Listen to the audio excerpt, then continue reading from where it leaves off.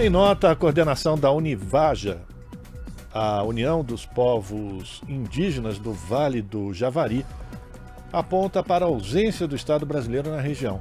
Foi ali que o indigenista brasileiro Bruno Pereira e o jornalista britânico Dom Phillips foram assassinados em junho deste ano. Segundo a entidade, a falta de fiscalização na região tem permitido que organizações criminosas promovam novos ataques. Reportagem de Júlia Pereira. No último final de semana, mais um ataque no Vale do Javari veio a público. A região está localizada no oeste do estado do Amazonas, próxima à fronteira com o Peru e a Colômbia, e abriga o maior número de indígenas isolados do mundo, mas tem sido vítima do aumento do desmatamento, do tráfico de drogas e da caça e pesca clandestinas. O relato de indígenas da etnia Canamari aponta que o grupo de 30 pessoas, incluindo crianças, se deslocava pelo rio Itaquaí quando se deparou com pescadores que levavam no barco produtos ilegais. De acordo com a denúncia, os invasores tentaram subornar os indígenas para que não os denunciassem por pesca predatória em terra indígena. Segundo a Associação dos Canamari do Vale do Javari, ao negar o suborno, uma das lideranças indígenas foi ameaçada com uma arma de fogo, com o argumento de que aconteceria com ela o mesmo que ocorreu com Dom e Bruno. O jornalista britânico Dom Phillips e o indigenista brasileiro Bruno Pereira foram mortos em junho deste ano, supostamente por um grupo de pescadores ilegais. O procurador jurídico da Univaja, Eliésio Marubo, vê com preocupação o recente ataque e afirma que o episódio é resultado da ausência da atuação pública para fiscalizar a região, sobretudo após a morte de Dom e Bruno. Segundo ele, as forças policiais se fizeram presentes na região quando o jornalista e o indigenista ainda estavam desaparecidos. Mas, quando os corpos foram encontrados, as autoridades responsáveis, como FUNAI, Polícia Federal, IBAMA, Ministério Público Federal e a Polícia Militar Ambiental do Amazonas, reduziram forças na fiscalização no Vale do Javari, o que possibilita o avanço de quadrilhas criminosas na região. O que eu tenho percebido, feito uma leitura muito pessoal, eu entendo que esse momento político que nós temos vivido tem dado margem para que esse estado de caos, esse estado caótico de coisas, ele permaneça e se agrave ainda mais.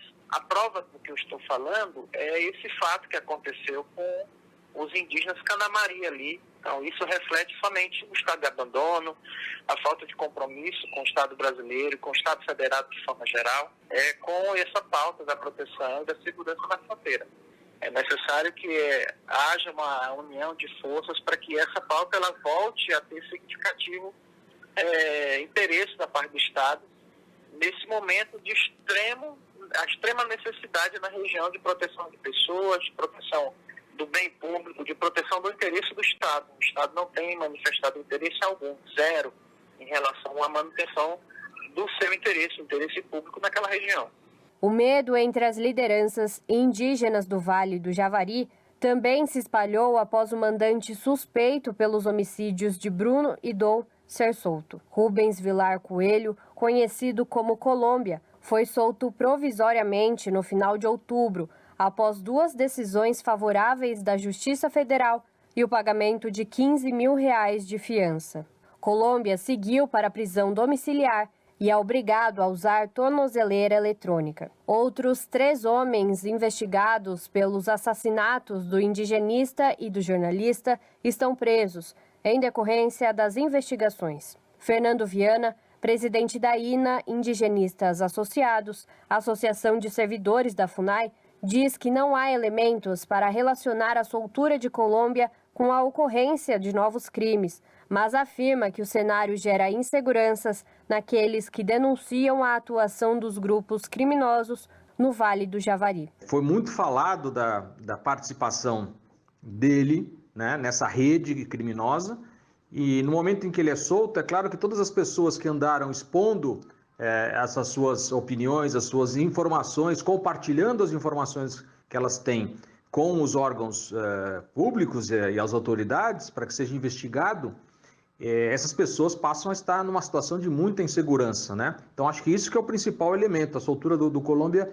é um fator que gera muita insegurança em todos os atores locais que têm denunciado as redes criminosas, a atuação das redes criminosas que envolve pesca ilegal, associado com narcotráfico internacional na região de fronteira, na qual, né, suspeita-se que ele tem uma participação importante. Em nota, a Univaja sugere que o governo brasileiro adote medidas para lidar com o cenário de violência e aumento dos crimes no Vale do Javari. A entidade também pede que a equipe de transição do novo governo dê prioridade à proteção e segurança na região, inclusive constando nas programações de atividades do governo a partir de agora. O procurador jurídico da Univaja, Eliésio Marubo, lembra que até o momento a organização não foi convidada para tratar deste assunto junto à equipe de transição, mesmo já manifestando interesse e a preocupação com a vida da população indígena do Vale do Javari. Nós estamos entendendo que o novo governo, o governo eleito, ele ainda não entendeu que essa é uma pauta urgente e ainda não finalizou que ele vai tratar esse tema como um tema de prioridade, como um tema de destaque. Como eu estou dizendo, esse tema é um tema de alta relevância para o Estado brasileiro, porque nós estamos falando da soberania brasileira que está sendo atacada constantemente. Nós vamos continuar na esteira do que nós temos feito até hoje, que é estabelecer linha de diálogo e construir novas políticas públicas. Agora, as autoridades precisam entender que a política pública só se faz conversando por meio da sociedade civil organizada. E nós temos essa reputação e essa condição e total possibilidade técnica de debater esse tema e essas circunstâncias e construir uma nova política pública que atenda de fato o interesse público na região. Júlia Pereira, Rádio Brasil Atual e TVT. Você está ouvindo Jornal Brasil Atual. As notícias que os outros não dão.